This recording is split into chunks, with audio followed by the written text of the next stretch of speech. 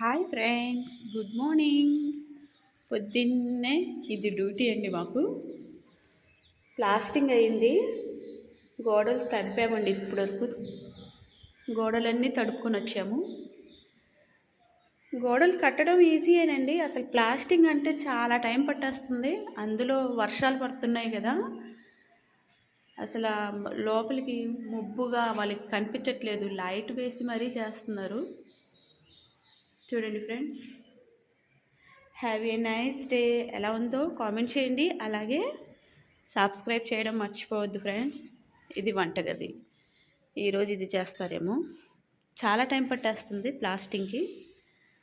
అందులో వర్షాలు పడుతున్నాయి, మబ్బుగా ఉంటుంది కాబట్టి లైట్లు వేసి చేస్తున్నారు వాళ్ళు.